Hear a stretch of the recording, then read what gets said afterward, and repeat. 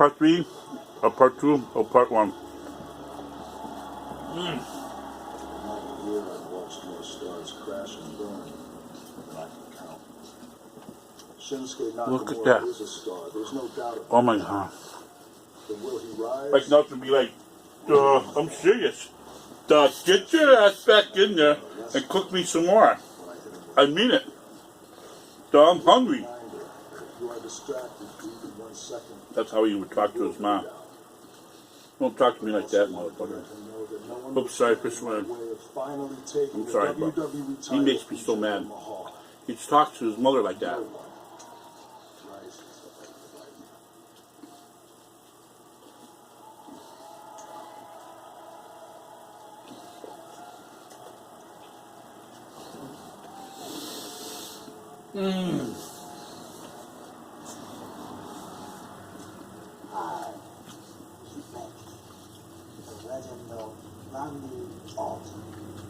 He knows how to inflict pain. But I am chasing my destiny. The WWE title. And the pain I inflict that title will be felt everywhere.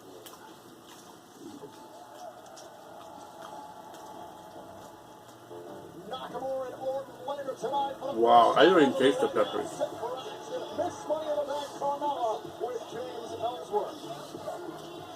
Ladies and gentlemen, give it up for the moonwalking, trash talking, Princess of Staten Island.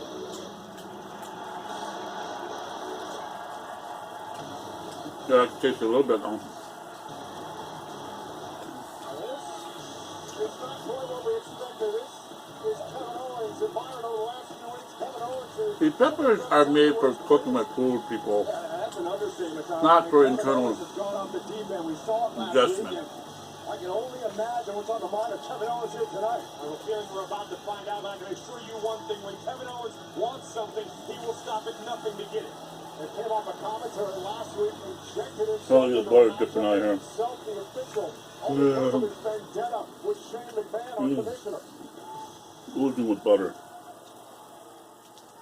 James, as extremely profound as I'm sure what you were about to say was, I have some exciting news for you and your better half, Carmella. Carmella, the match you're about to have with Natalya now has a special guest referee, and that's me. So referee, as it were, I'm gonna need that shirt.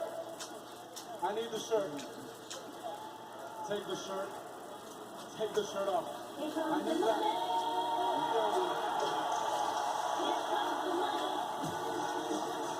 We're going to get a different perspective on that viewpoint. The commissioner of SmackDown Live, Shane McMahon, is in the house.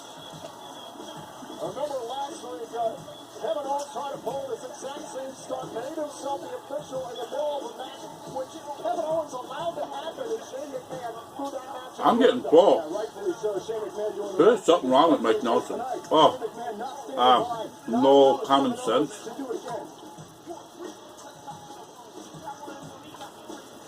Doesn't know any better. Hey, be happy with what you got. He was never taught that.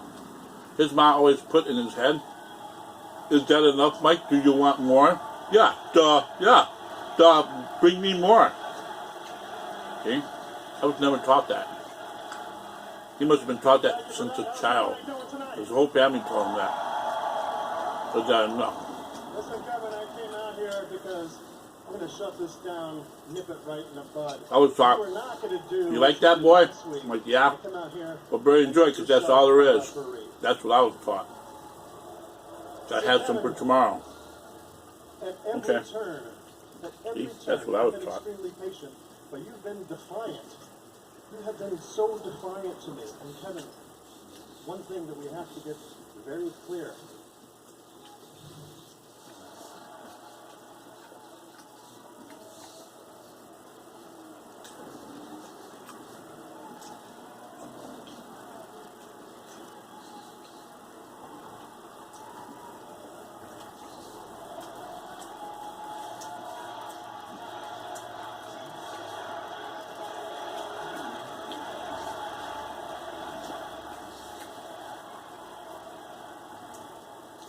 need to stop blaming me for your losses. Let's go back to SummerSlam. You blamed me for your loss at SummerSlam. When I told you, you and AJ, if you put your hands on me, well, things can happen. But once again, the conclusion of that match, you blame me for your loss. Let's go back 2 weeks ago right here on SmackDown Live. Once again, you had another opportunity at the United States Championship where you yourself got to pick your own referee. You picked Baron Corbin. He came down, and he didn't even finish. He left. He left the entire match. He walked away. But once again, Kevin, you blame me for your losses. Kevin, I don't know what else to do for you. The only reason Baron Corbin left is because you pulled him out of the ring. You interfered just like you did at SummerSlam. Okay? Now, please don't act like you're doing me any favors, okay? I know that you never wanted me on SmackDown Live, and guess what? That's the one thing I can agree with you on, because I don't want to be on SmackDown Live either. If it was up to me, I would still be on Raw. Well, we definitely agree on that. And I wonder why that is, Kevin. Let me go back and go down memory lane. Is that because Triple H single-handedly gave you the Universal Championship? See, that's not how it works here on SmackDown Live. You have to earn your championship. See, now there's a difference between all talent has to earn their success. being on Pepper Raw And by the way, or look at me. Don't blame me why you're not successful. using it Blame yourself. to give food flavor. That's why it's called chili pepper. You cook it with the chili. Nothing to do with you. Nothing to do with you. Or whatever. It has to do with you. Everything here has something to do Sure, I with believe you. Shake it, man, because you make sure that's how it is. That once you cook it, Yeah. it loses its power. I understand that. Man, why are you like this? Why? I'm not an idiot. Why do you need? That's what it's made for. Get the spotlight. Is it just your daddy didn't give you enough attention when you were A pepper was not made for human consumption Is that what it is? alone. Is that why you're willing to do anything to be the center of Whoever attention? You're willing to tried parade your kids around here and make that them from the dance beginning? like entrance? Huh? Is that? You know? Yeah, that pepper's hot. Let's see you eat one by itself. See, somebody started that. What about It was a jumping challenge. off And then the challenge escalated. Look what I can do. Yeah, okay, you ate the pepper, swallowed it, okay, you're fine. Get back up. Look, Daddy. Let's see you eat a pepper and hold it in your mouth as long as you can before you swallow it. You know what, So man? that's when it escalated to health I'm problems going to or be real honest with you right whatever. now. Your entire family would have been better off if you hadn't survived that crash.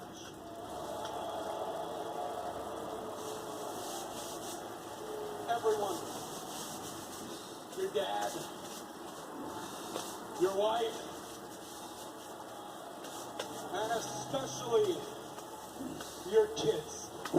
Oh, Shane McMahon! Shane McMahon with Kevin Owens! Oh my God!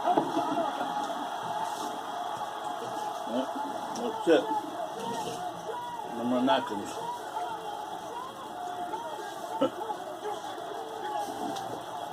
No more napkins.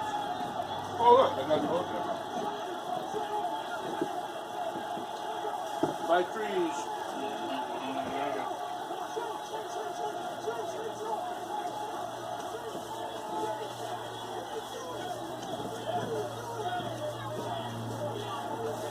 Please don't you all hate me for using so much paper, towel, and toilet paper.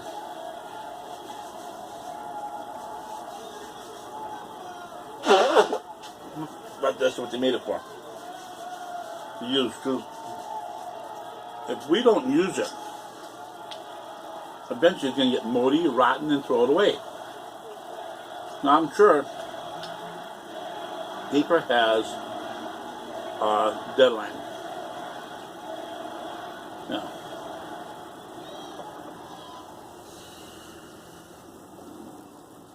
don't last for 20 years. Sure, you probably saved a couple hundred trees by saving all that paper for 20 years, but after a while it gets mildew and moldy and rotten. That's useless. You saved it for nothing. YouTube, Carl Kish, subscribe. ¿En serio él va a ser nuestro siguiente vocero? Están aburridos. No los veo muy convencidos. Pero aquí les traigo mi currículum. Sí, está la mina. Nosotros presentamos en la revista. And Fanboy, I give you credit for drinking all that water. I could not do that. I mean, I just heard you gulping that stuff down, man. Gulp, gulp, gulp, gulp, gulp, gulp. I could not do that. No. But what you're trying to do is get as big as me. You know how I got this big?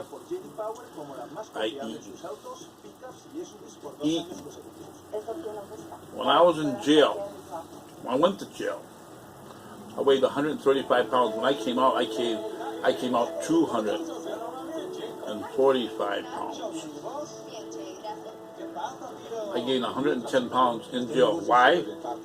Because I was not out living it up or walking around or exercising or nothing. I was not out and about.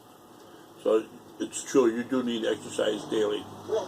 And sitting in jail does not do it. Because all I did was, when I went to jail, I inherited $21,000. So I went to jail with $3,000 in my pocket. But all my stuff in storage for 10 months. I was in there for 9 months. So I was pretty much covered. You know? So the money I had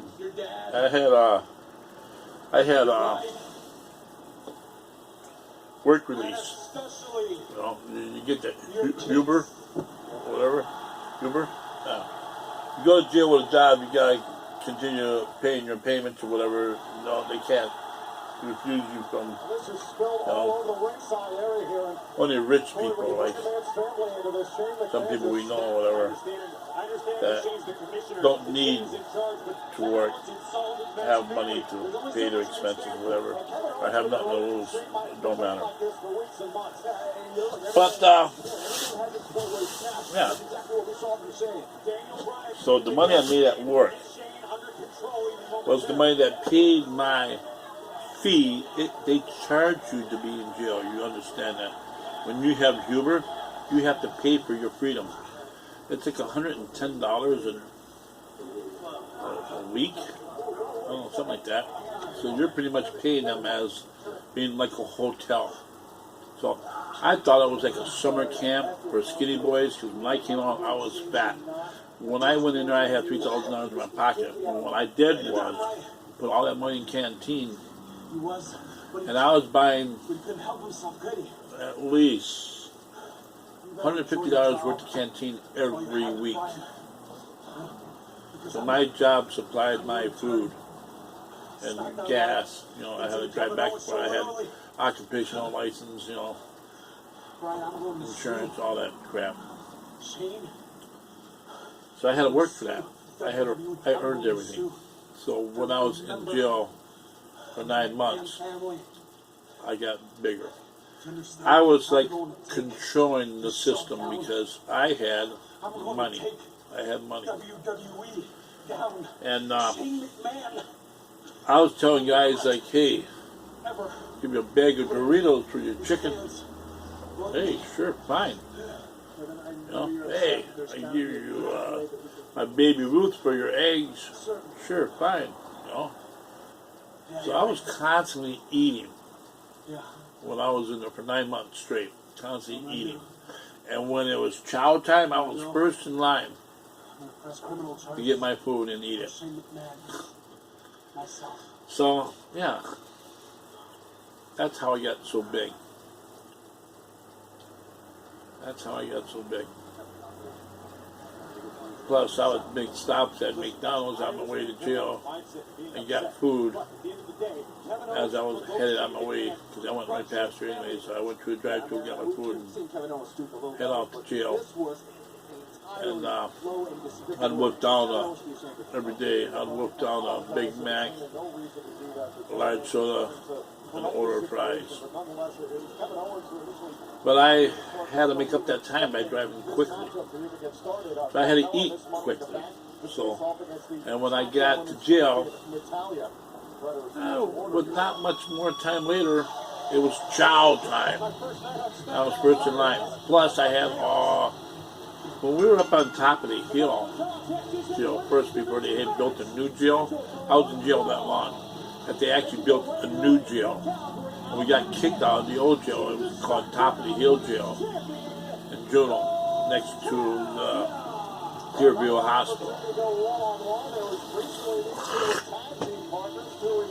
But there, we didn't eat in canteen because they had vending machines where you can buy candy bars and beef jerky and cheese and chips, whatever you want, and soda.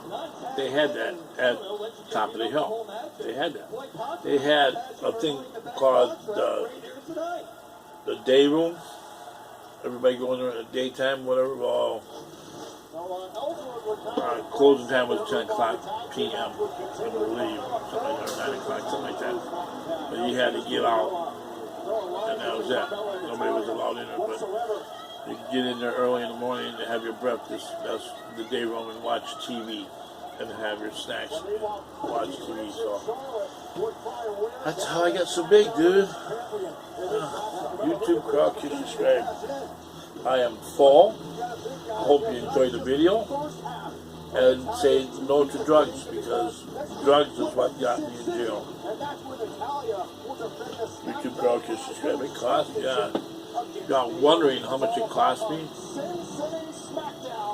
They had me go to these classes, you know, because right after I got out of jail,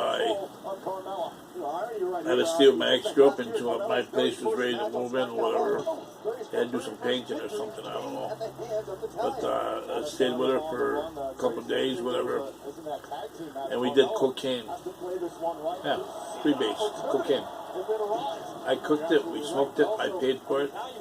And then my ex-girlfriend, her boyfriend beat her up, broke her finger. You know, he went in jail as I came out of jail. And I didn't know that until she told me.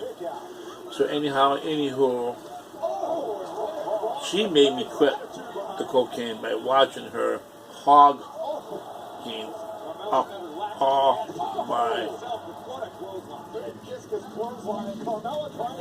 cocaine.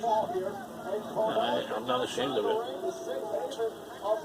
I had to go to classes because of that. Because, oh yeah, she tried to do suicide on overdosing on cocaine. She was taking hits so big that it would kill a normal person like me and you. Oh, she was on a 3-week mission before that. So they were going through withdrawal, and that's why they got in a fight or whatever. He broke her finger and he went to jail. But I believe she was trying to use me to OD on cocaine. Well, that didn't work. So she was up. I went to bed. She was up, you know, the weekday morning or whatever, still doing it with her friend Cheryl. And until it was gone, she called up her mom and says that she's turning herself in. She called up 911, said that she has a drug problem, and Dap Knudsen was her probation officer.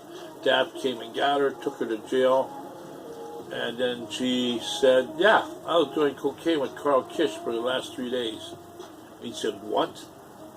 So he hauled me in,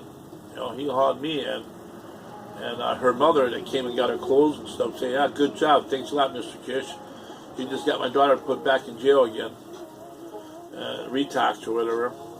I'm like, hey, I told her I just needed a place to stay. It was her idea of doing the cocaine. I did not want to. I wanted to be clean. I was clean. For 9 months, I was clean for 9 months. Her daughter corrupted me by doing cocaine. So me having money, she took advantage of that. Anyhow. So once my probation officer, we had the same probation officer, Dap Knudsen, and Dap brought me in, questioned me, gave me a drug test, and said to me that, okay, let's talk about the partying. I go, which one? He goes, well, let's start with the cocaine one. You heard about that? Yeah, Audra told me everything. Yeah, go figure. Yeah, she told you everything. She set me up. That I did not want to do it. Ask her. I told her no. But she begged me and begged me and begged me. Come on, Carl. Come on, Carl. Come on. Let's just get a little package. My little package became another package and another package and another package. They had some guy that they were getting it from. I mean, he was delivering the stuff. And her boyfriend, the one who was in jail, he's the one that found him. So I was pretty much set up. You know? And anyhow, that realized, hey, Carl is straight and he is honest. I told him everything. And he said, I'm not going to put you back in jail because that'd be senseless. I want you to continue working. And I see that you got a new place to live. I'm happy for you. I want you to start a new life. I want you to move forward, quit doing the drugs. And I see you again in 30 days. But he had me go to these classes for drug and alcohol classes. ADD assessment class, whatever. And it was, I had to pay for it. It was all about money. Oh yeah. I had to pay for it, and it was $150 a week, something like that. And it was 13 weeks. And it was classes about, drugs and alcohol, do's and don'ts, what happens, stuff like that. So you had to take tests, and if you did not pass the test, you go to jail. You didn't learn nothing.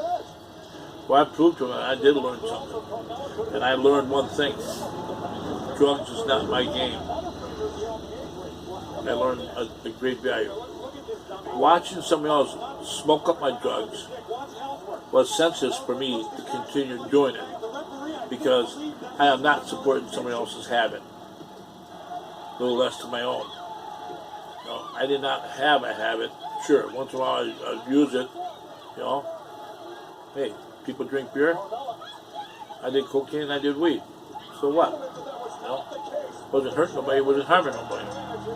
And anywho, I learned a lesson. And I've been clean since. Well, yeah, like I said before, it's just like drinking. It's like drinking this here. Every once in a while, I stopped the cocaine. That was for sure, because that is addictive. You just want more, and that's just going to get you in a lot of trouble. Stay away from that. But the marijuana, every once in a while, I'd get high. I have this one cousin that has an issue with that, and she'd come by once in a while, and she'd talk me into it, and I was like, okay, sure, fine, whatever, bam. I'm doing it again. But I would not buy. I did not possess, and I did not buy. I did it, but I did not possess, and I did not buy. So, that's my story. I'm sticking to it. I'm drug-free, and I'm cigarette-free. Last time I smoked cigarettes, it was $2.50 a pack. Figure it out. Okay? This is YouTube Girl. Just subscribe. And I hope y'all learned something from this. Just say no. No. YouTube Carol Kiss subscribe. See you later, love you. Drug free. Sure. There ain't nothing wrong with it. Let's slam the bottle of this. I'd rather slam a bottle of this than smoke a joint. And you know why? I could drink that. And tomorrow, drive, go to work. Have a cop pull me over and says, hey, how you doing? I'm like, no, how are you doing? Yeah, not the marijuana. That stuff stays in your system for at least, it's 14 days. 14 days stays in your system legally. Yeah. So if you get a drug test within that 14 days and it comes back positive, which happened to me, yeah, like I said, I learned a lesson. Going to Washington County, Easter night, got pulled over. And I just told the cop that I smoked residence the night before. Well, here I am, Easter night in jail. Okay? Being honest. I was being honest. And they found a bag of weed on me. Yes, so I did buy and I did possess a little baggie, which they weighed 7 grams. And that is an eighth. Never opened it, never tried it, but they said that I did smoke. Didn't.